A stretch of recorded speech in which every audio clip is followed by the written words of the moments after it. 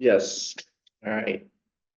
Well, good morning, everyone. Welcome to yet another town hall. A couple of weeks, actually almost, I think a month has passed, a lot going on. Everyone's having a great day. It is a beautiful day in Hilo, and I love this time of year. Not too hot, not too cold. It's perfect.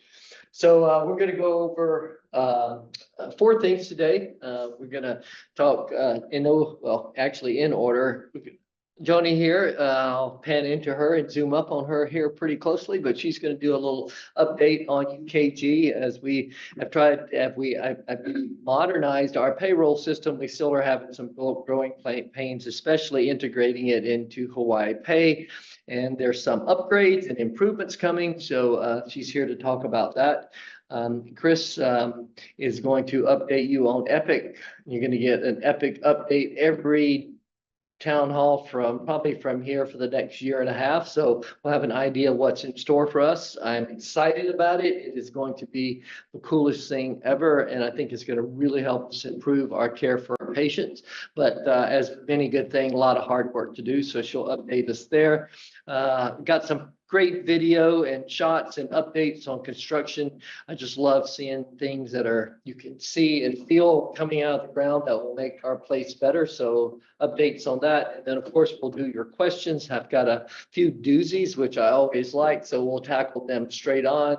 And some of them, though, will be covered in the presentation on construction and so forth, because we are addressing some of the parking stuff. And I just want to remind you all, we told you when we did construction, it was going to be parking was going to be a total pain for several years, and it's proving to be one, but hopefully we'll manage it well. So with all of that, I am going to turn and to Joni, who is to my right, to your left, and I am going to look at this. I'm going to do a close-up. Oh, say good morning, Mark. No, say good morning, Mark. Mark's here to make sure we do everything perfectly, and I think we're going to pull up Joni's presentation. But Joni, you can't slide back.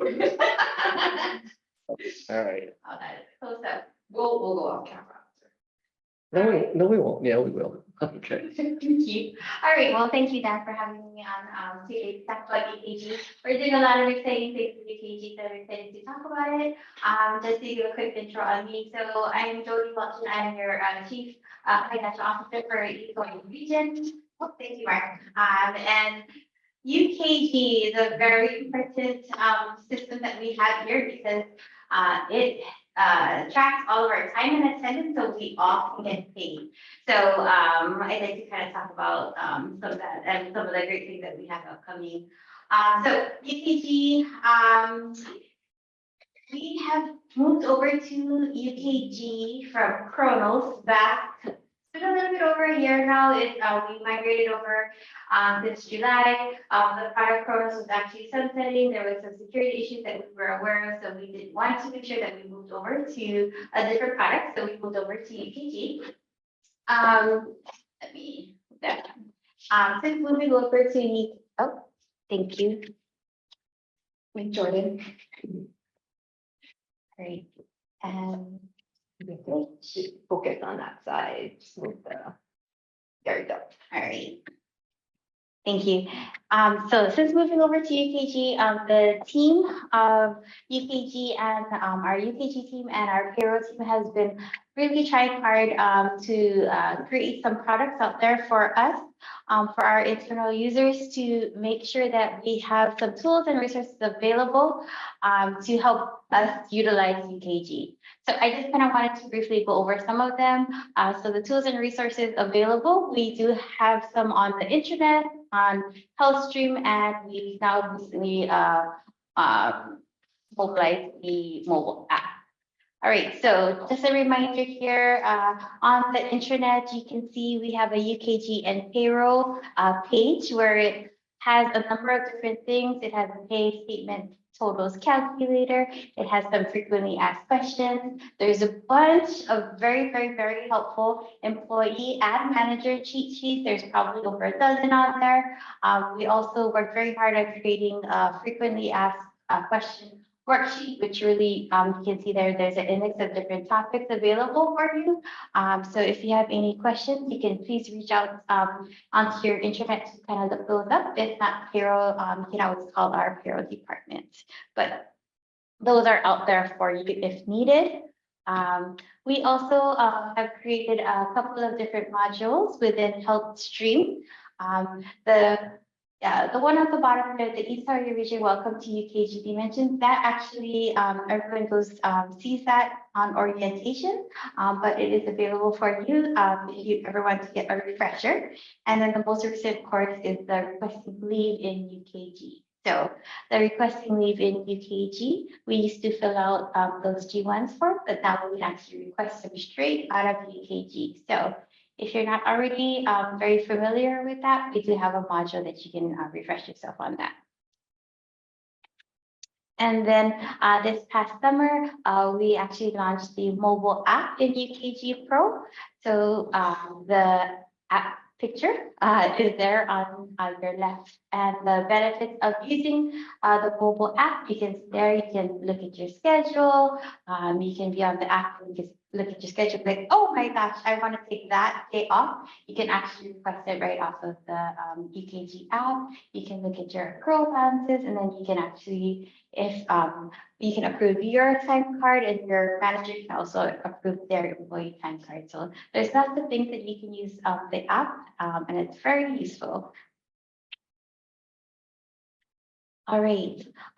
So one of the things that we commonly hear and we are very aware of, so I want to make sure that you know that we hear you, is that in Hawaii Pay, which is the portal that the state of Hawaii uses to pay all of their state employees.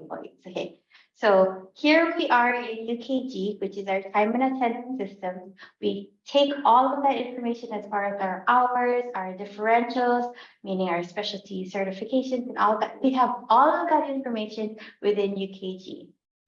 Being the state of Hawaii then requires us to send all of that information into Hawaii Pay. And using the Hawaii Pay system, they then create your paychecks and they create your pay stubs.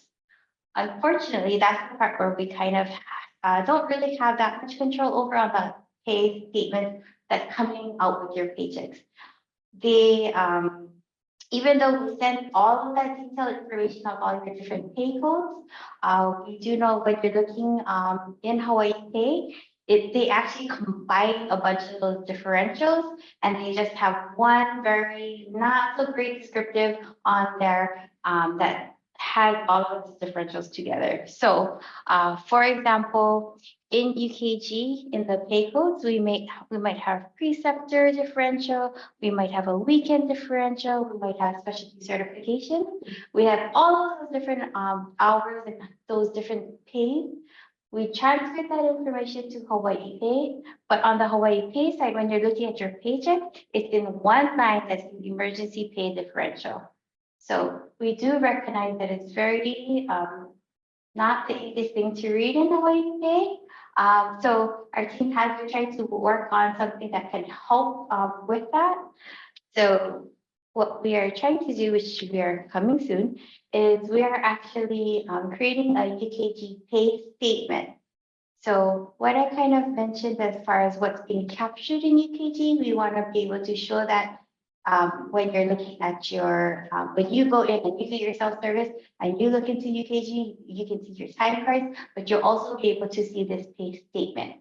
So if you're looking at this UKG pay statement, you can see all the way there on your left on your pay type, you can see all of your different differentials and your different hours and your different pays. So then that way you can really see what was transmitted over to Hawaii Pay. So we're hoping that will help with the showing what's then being going over to Hawaii Pay and captured. Great. I know that that was kind of a lot, but if there's any questions. We got the screen here. So one of the, we asked for questions, and then we've also been hearing from various staff that probably That being the issue that Joni raised at the end of being able to understand your pay statements. It's probably been our #1 complaint, I guess.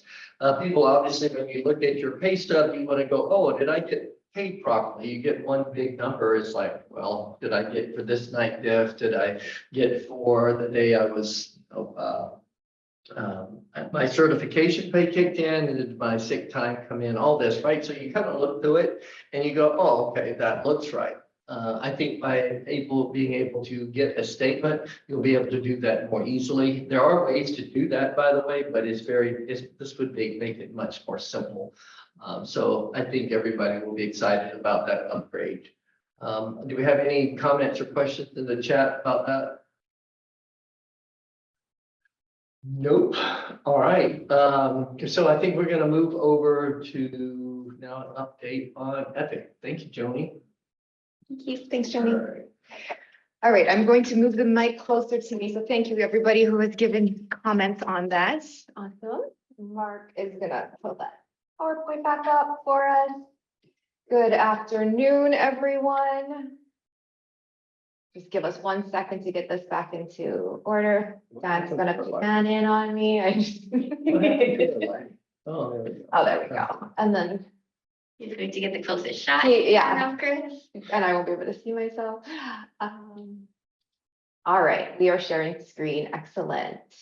So hi, everybody. I'm gonna go off camera because we do have a video at the end. So we're gonna start with the Epic update. Mark, can you put focus back on that other screen, please? We're gonna start with the Epic update, then we'll go into some construction and parking, and we're gonna leave you, as Dan mentioned, with a short video of our construction progress over the last 4 weeks. So kicking off here with our Epic project. So most of you may know or may not have known, but we did sign the Epic contract in August, and we have scheduled our go live for November 1st, 2025. It's a really exciting date there. Our Epic project team has started to assemble, and these are folks from Epic that are going to help us implement our project. So our implementation executive and director have both been assigned, and our application managers and application coordinators will be assigned in November 2024. The animals on the screen were selected by Epic. This is their slide, not ours. All right, so I learned yesterday to speak more in my 4 voices, and this screen up is for all the analyticals that really like the data out there, and this was presented to us by Epic. And what is on the screen are all of the major high-level milestones throughout this project. So there is a number of them, they go across the board, but I do want to call out that any change or delay in any of the phases may shift those milestones back. And so if I'm an analytical, where would I go find this amazing chart? well, we are going to post this on the internet. Oh, so you're gonna have like a web page on our internet? Well, we will have the town hall posted, and this will be in it. So people can start checking off some boxes. But for the drivers in us, Dan's also a driver, we know that we're going to hit our deadline. Absolutely. And we hit our goals. But as for the drivers on the screen, what I really want you to focus on for this slide, don't try to read the whole thing right now, but look at the 4 major boxes up top, and then the phase that we're currently in, which is the pre-work phase.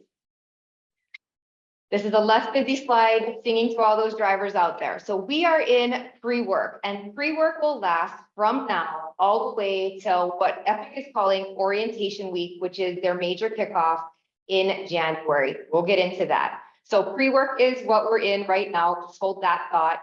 After pre-work, we go through something called workflow walkthrough, which is the WFWT and configuration. And this is otherwise known as build. After build, we go into user system readiness and then training and go live. So for those of you who are wondering, when am I going to get trained? That will not be until September 2025. And there is a lot of work that goes into the system before that. We will not get a test environment till late December, early January to start the build. So a lot of you are also familiar with having a test environment today in Meditech, and we do not have that environment yet in Epic. So there's nothing for us to go in and show you things yet, but we will get through that as we get through the phases.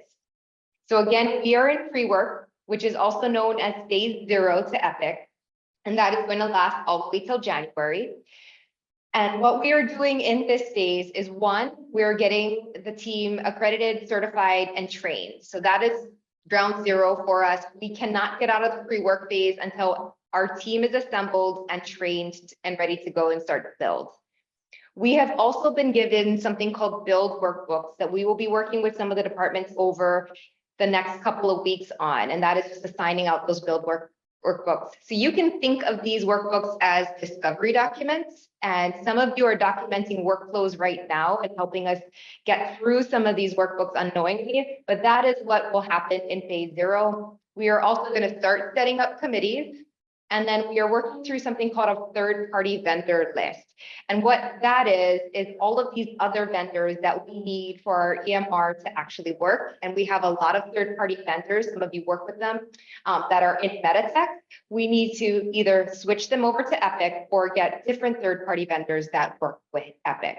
So that's what's happening right now on the Epic project. Go ahead, Dad, you had a question? No. Okay, I heard that. All right, so again, we are in pre-work now until January. Phase 1 starts on January 13th when we kick off something called Epic Orientation Week.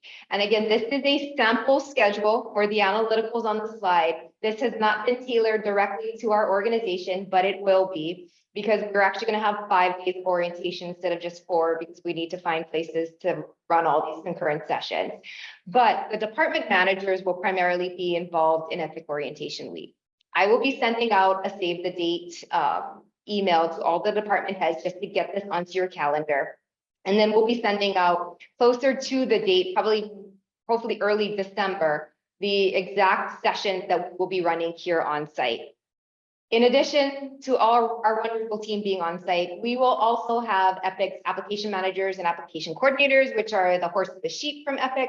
They will also be on site with us. So we're expecting about 40 other Epic members to be here, and we'll do a full kickoff. So we'll have a lot of fun activities this week, a couple of dress days, but this really is the kickoff of the project and the start of the build.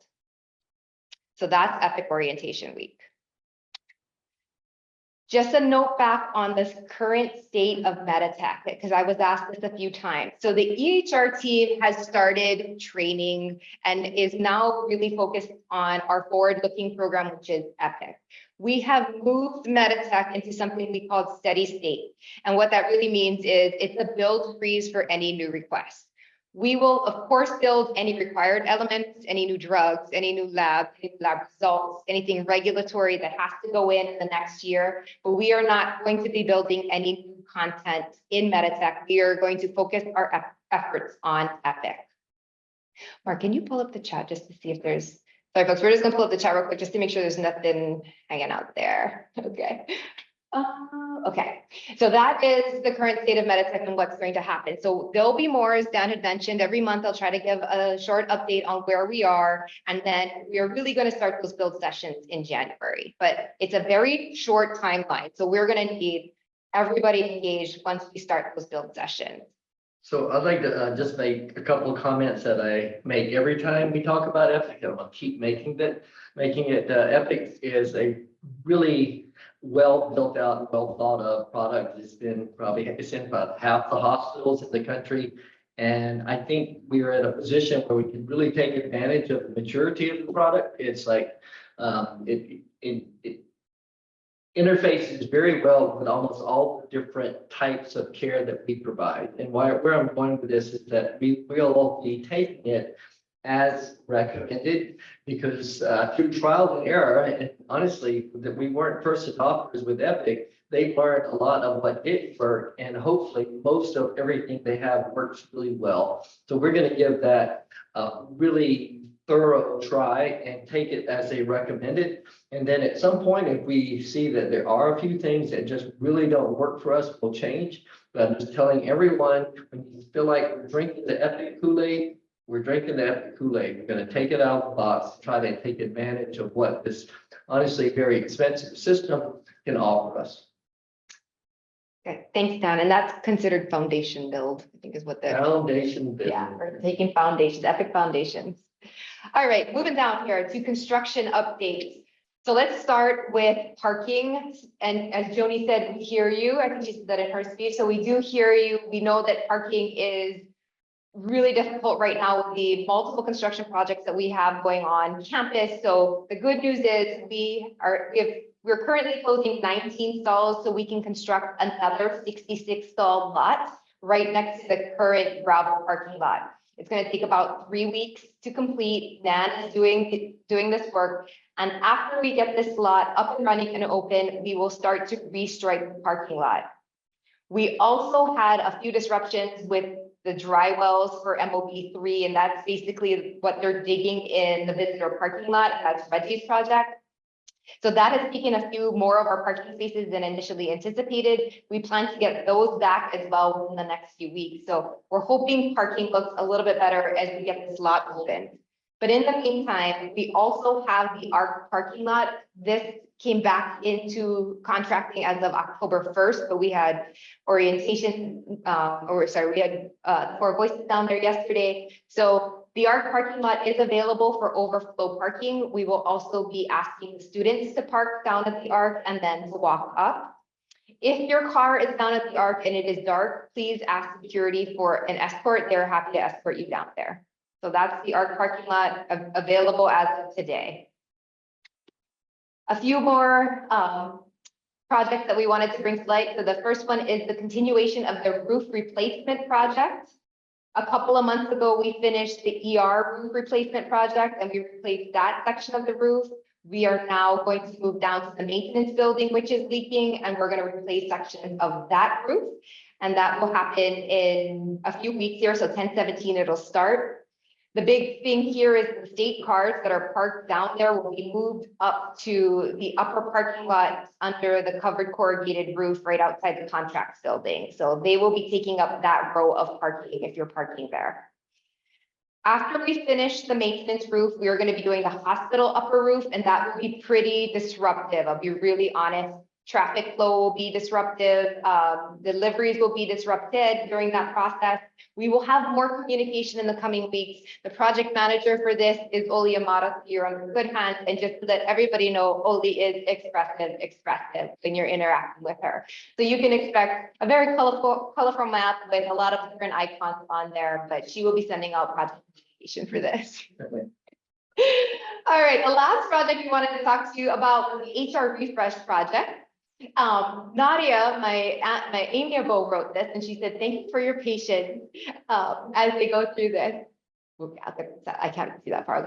Just a second. So the HR refresh project, thank you, OPE and your team and HR for being good sports about this. The timeline is 4 weeks, so HR is displaced right now. We just finished the window, I think, yesterday. But yeah, HR is going in and out. They'll be displaced for about 4 weeks. So if you need anybody, please contact your appropriate HR representative and they'll tell you where to meet.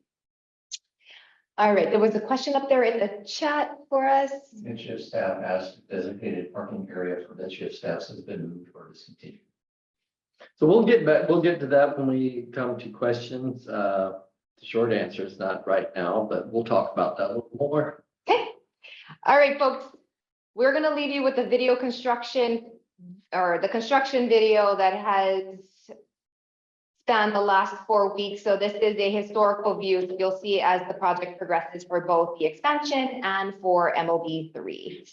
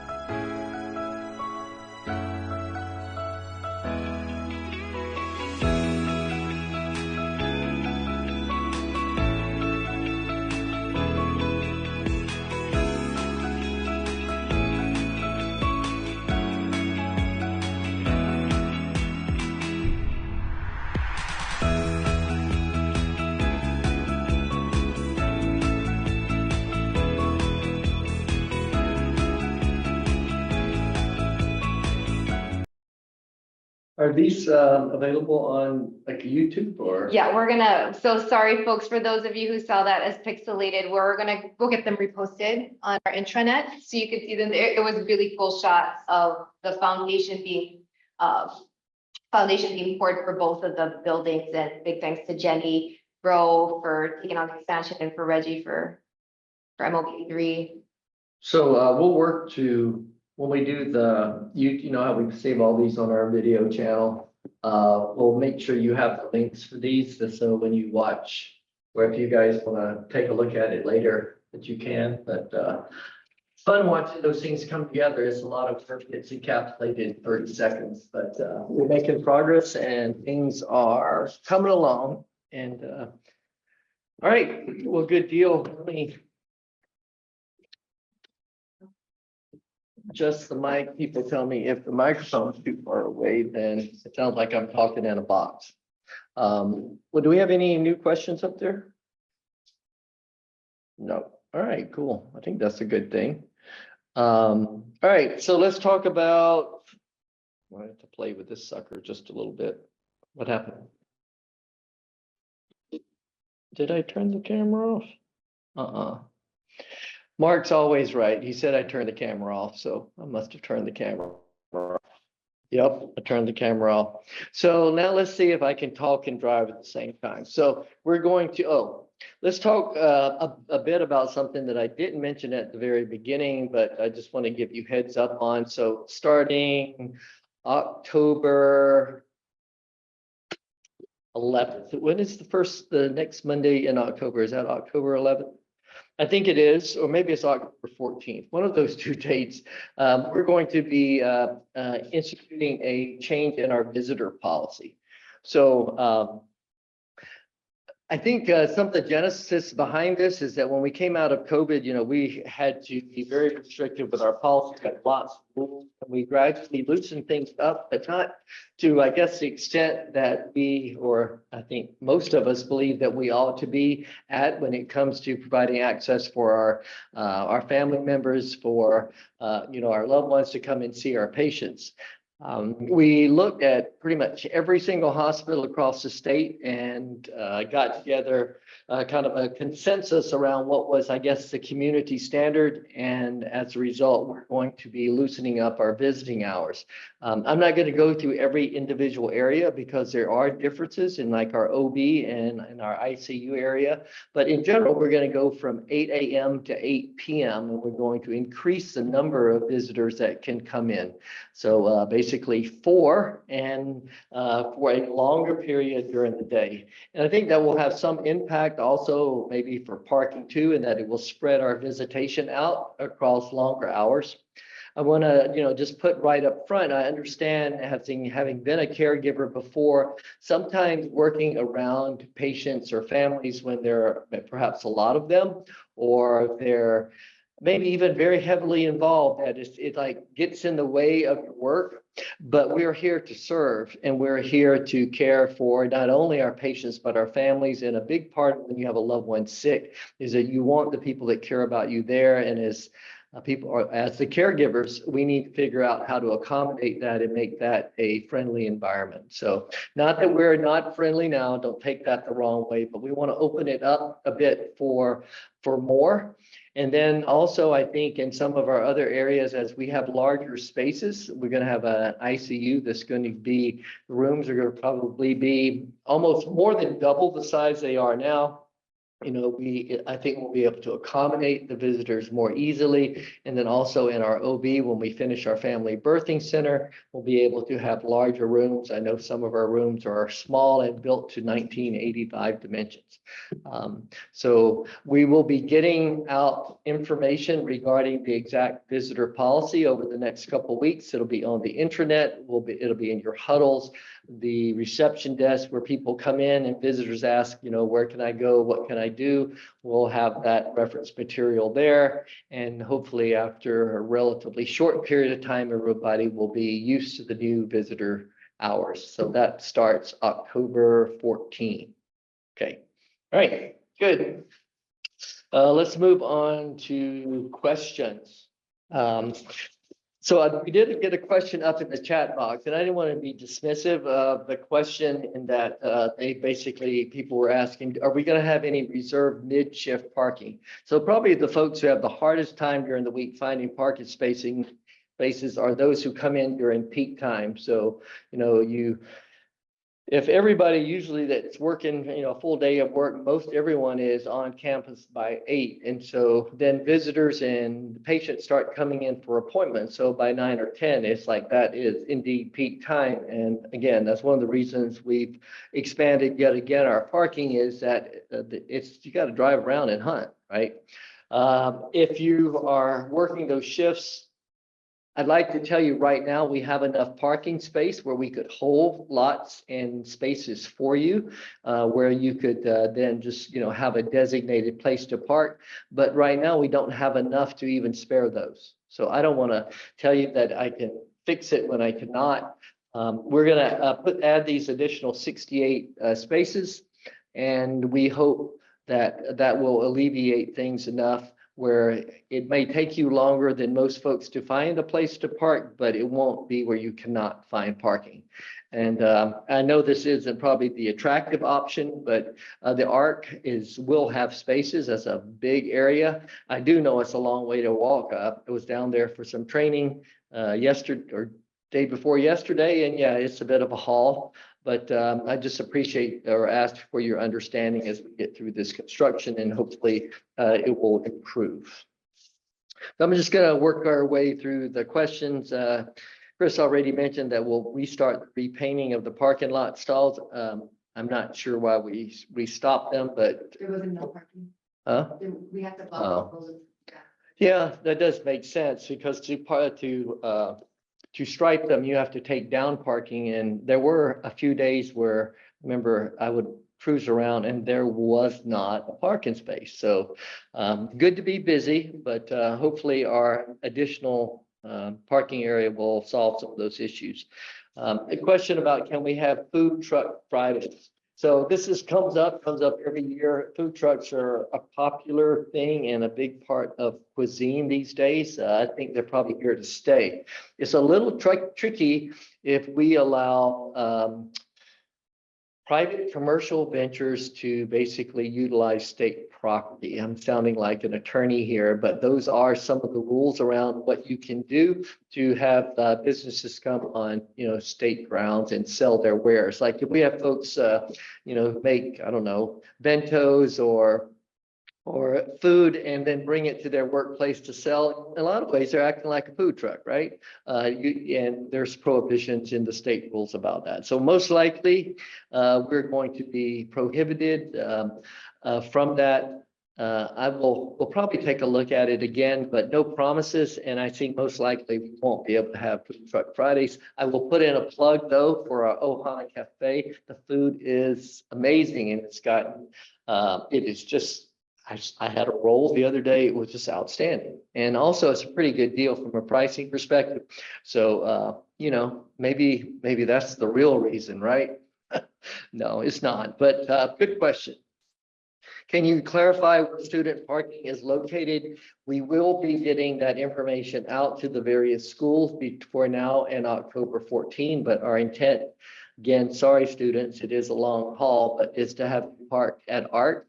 We strongly recommend carpooling. If you do that, again, you can avoid the hike and hopefully you guys can work your way through that. There was some question about parking up on the hill by the cottage and whether you're on Kaiser land and so forth. And how can Kaiser folks issue notice when they don't have signs and so forth? You got to admit, this is a novel thing for us. We didn't used to park up there like we are, and people are parking everywhere because we're so full. So we'll work with Kaiser on that, but I just ask you guys to have a bit of understanding there. I think we did shorten or had to move parking around a bit when we were installing fences, and I think that work is already done here. So I'm just going to jump around and take the questions, as they came here across to me. There were some questions about, so if we're eliminating Meditech And going with Epic, are we going to lay off people? And I would just say that's a little bit surprised at that question because we're not getting rid of an EMR. We're replacing an EMR and we're replacing it with one that has almost twice the staffing requirement. So I guess the best response to that is no, we're hiring more people. So for all of you who have skills with EMRs, I think you guys will be in big demand for a long time. So don't think that's a concern. Also had a question related to if you are I guess an EMR, a Health Connect worker, and you are helping with the new build, and you're also maintaining Meditech, do you get more money? And honestly, you don't. You have to work your 40 hours or your whatever time is assigned to you, but your workload should be what can normally fit within those hours. So I think you would be doing, my guess is a combination of both. And as we need more assistance to do the build, then we would get more assistance. We don't want to overwork anyone. But when we do new things here, we generally don't just pay folks more money. If we did, we've been doing so many more things, we would all be really wealthy. We can't afford to do that. Let's see. Oh, got this question from a couple of folks, and actually at a kind of a seminar or a teaching I did, but the question is, are we ever going to have an employee gym? So I think the odds are pretty good that we will have an employee gym. Now, the reason I'm not saying we will is because we're really early in the process. But in our administrative services building, we have a modest space, but a space where we believe we have designed into the building where we will have a fitness gym that would be accessible to employees, and it would be a self-serve. The design is for it to be monitored, but you don't have to have an attendant. And so you can really access it anytime 24/7, which is great for some of our folks who work different shifts and all. We do want to promote health and wellness. Exercise is a great stress reliever, and we feel like we can possibly do it. We think we can. We'll do it in our ASB building. Now, our ASB building is slated to I'll probably start build toward the end of next year, and that's about a year-long project. I hate to promise anything when right now it's on paper, but it's on really good paper. So I think the prospects look pretty good that we'll eventually have that. I didn't get asked this question here, but I will throw it up there because I probably will get it next time. Why don't we have a daycare? Daycares are maybe more needed than fitness centers. Daycares are very, very regulated, and they are things where there's a lot of liability, and we have to take very good care of children. And that's probably not something a state-owned organization wants to get into. It's just really not simple as just opening up, and saying, here you go, have a daycare. So I have looked at it many times. Fitness gym is our fitness area for our employees is actually much more simple and something that I think we actually can do. Had a good question here. If we were to go to Kapiolani and walk the line with locked-out nurses on our own time and not representing HBMC, would there be any repercussions to us? And the short answer is, even though the question is kind of moot, since I heard that they reached a tentative agreement, is of course you can. I mean, we respect people's opinions and your ability to advocate and support whatever you think is important on your own time. And that would be pretty cheap of us if we somehow punished you for standing up for what you believed in. Another question here, and I don't really know the answer to this, is please clarify that staff without the blue admin sticker should never be parking in the admin parking lot behind Yukio. Is that true? I think you said anybody After 5.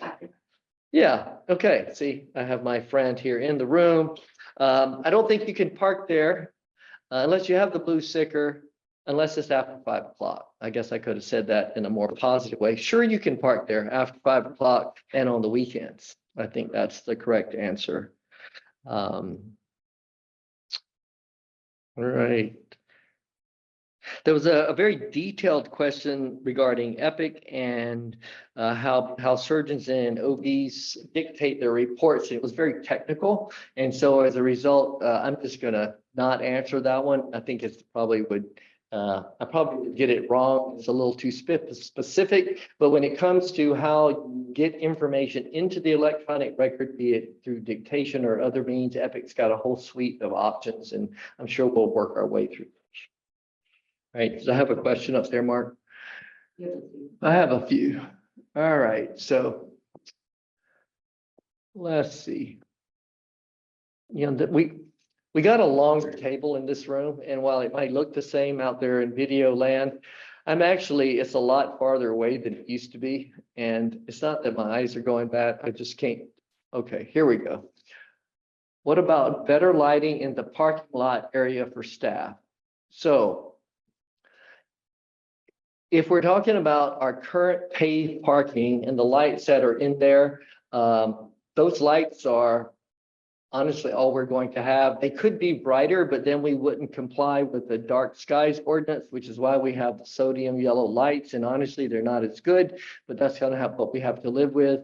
When we build and pave the south parking lot, what's gravel now, we'll be lighting in that parking lot. It will be as bright as we can afford and comply with the dark skies ordinance. If you're talking about other areas, I don't really know how to help with that one. Let's see. Cameras should be put in the new parking spaces as well. Yes, I would agree. We have cameras in a lot of areas, maybe more than you think. And, you know, it has been very helpful to actually see the truth. Sometimes it's like, oh, wow, we should do better with that. And other times, honestly, our employees should do better. So cameras are really good at determining what actually is going on, and we're a fan. So you'll see more of those, and good suggestion. Well, I'm glad someone loved the gym idea. I do too. I worked in an organization for a couple of years that had one, and I just thought it was great. Let's see, can we get a discount for the daycare center? So this one was brought up, and it's like, hey, if you're not going to do a daycare, can you give us have a employee discount or negotiate something with a private business? So this is where it gets a little tricky. So we are a taxpayer supported organization.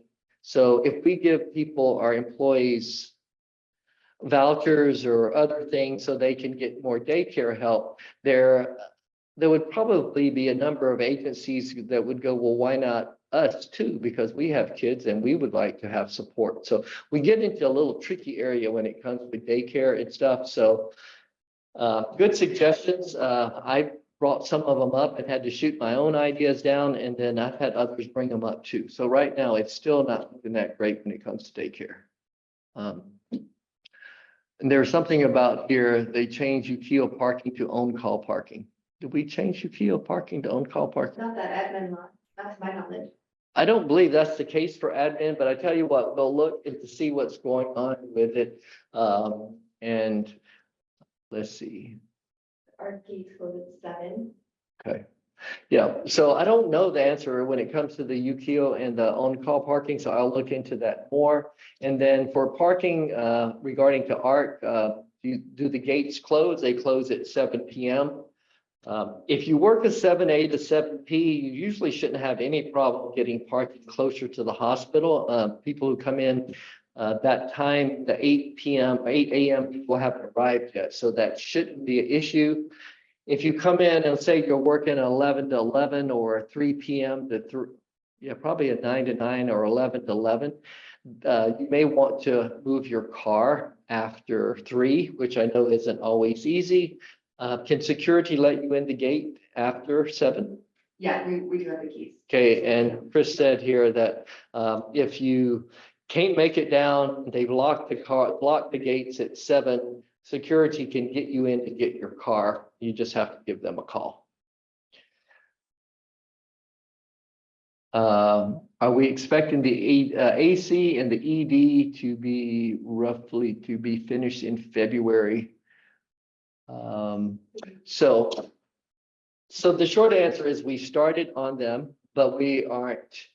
The complete solution actually is probably going to take a year or more because we're putting in these big split units, which should help cool the general environment, but there are also repairs and actually almost a gut in the air handler that we had originally installed. So we have to address that. It basically wore out, so we got to fix the interior part. We have some ducting issues that we think may be restricting the flow. So there's basically a whole year-long process to get the AC back to where it was when we built it, actually make it better. So already some work has already started. They have the condensing units up. What about the splits? Yeah, that's it. So the splits are already in, and the condenser, I think, is scheduled in a couple of weeks to get installed. So we have made that a priority. We did actually what they call an emergency procurement, where we went out and got the parts kind of basically cut to the front of the line, because I know that it's really difficult to work in there if it's hot. So my apologies for that. I wish it wouldn't have happened. Are all staff able to utilize the 6-person golf cart if they need to park at the Arc? The golf cart isn't, is not certified or is not licensed for the road, so we can't really drive it on the road yet. But we can make exceptions if we have to go down there.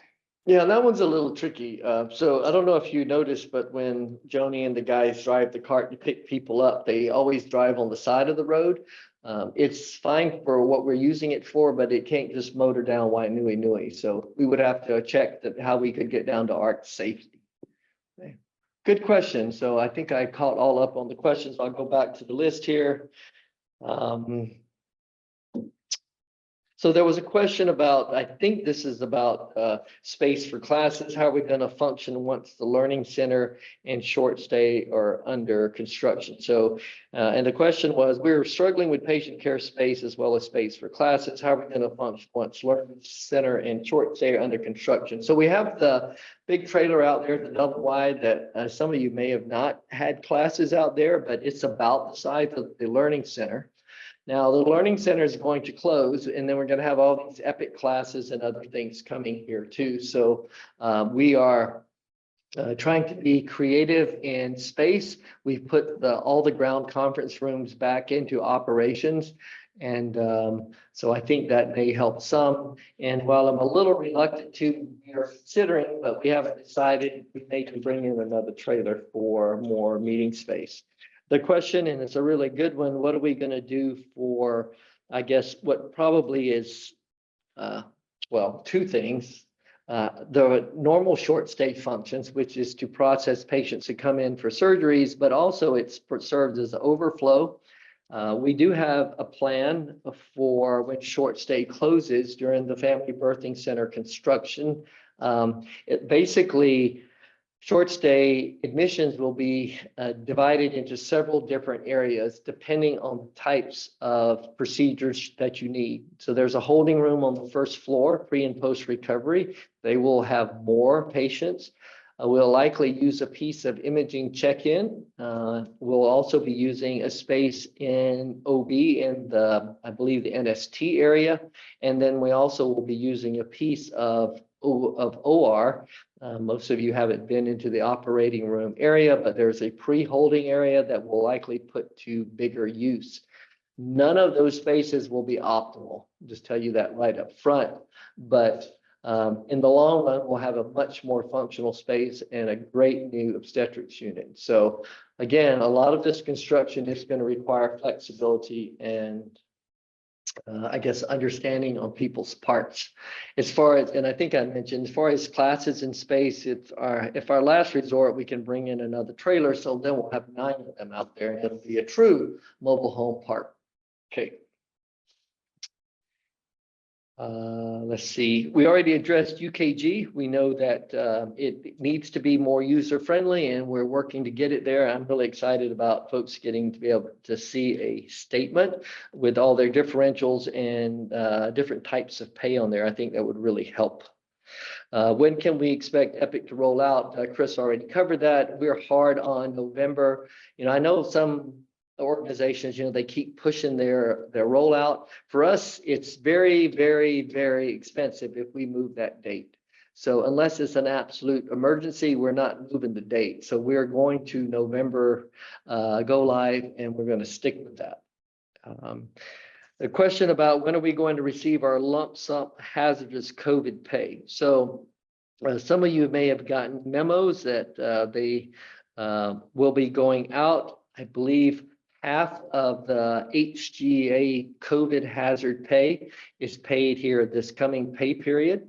So it'll be direct deposited. You can get checks, but you should go to the intranet. There's a memo there, plus it should have been sent to your email, and also more communication will go out about it. There's lots of different ways to get your hazard pay if you are eligible for it. And so there's another question, will it be distributed paper, check, or direct deposit? If you have direct deposit, you'll get it direct deposit. If you have to have a paper check, which is not very many people at all, mostly that impacts people who used to be employees here, they'll get paper checks. This was a fun question. Why is 1 minute late considered to be late in UKG? I was told this is grounds for dismissal. Thought we had a 7-minute grace period. Is this something new?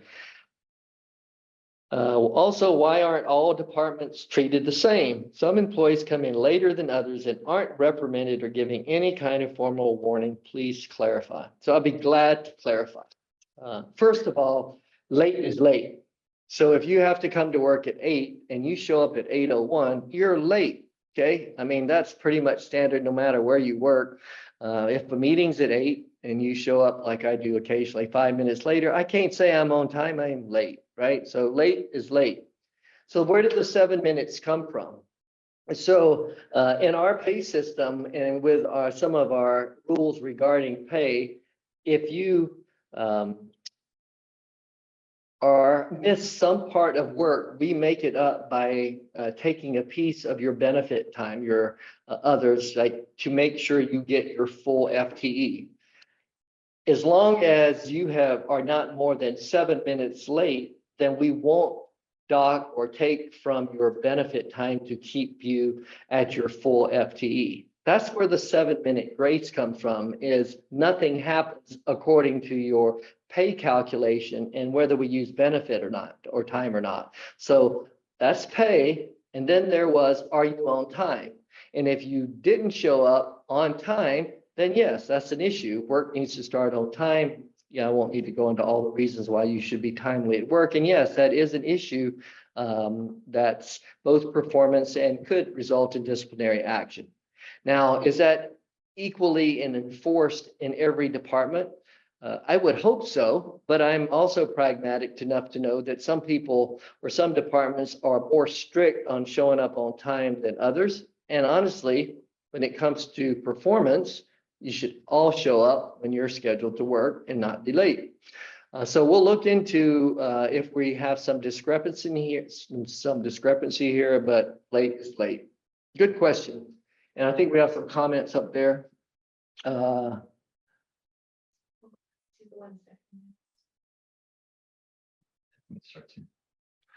Okay. And then it goes on to Kat actually started.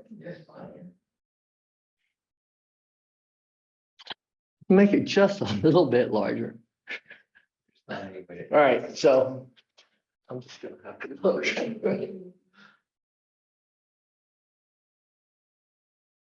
What about those who already have learning center reservations automatically have reservations moved when the learning center shuts down? So I would, and if this is a question from Nikki, I would just work with, I think Joel and admin, the team and administration are trying to coordinate, especially the learning center. I would just give them a call. We did have a meeting about that and emphasize that if we have to move folks, we need to let them know. We don't just take them off the calendar and screw over their meetings. So understand where that one's coming from. Let's see. Why are we losing specialist doctors and having to close clinics? All the clinics that closed and staff were laid off. reasons for being laid off is no doctors available. Huh? I don't know where we have closed any clinics or staff are laid off. I know that no staff are laid off, that's for sure. That's an unusual question. So it'd be good if whoever wrote that could clarify a little bit, because that would absolutely be news to me. I believe last month we had one day in PCMC, we had several providers sick, and we tried to float some folks in, and I think we were closed for either part of the day or the day. But no, we haven't closed any specialty clinics that I'm aware of. Let's see, and I think Cecilia told everyone that memos will be sent out by tomorrow when it comes to hazard pay.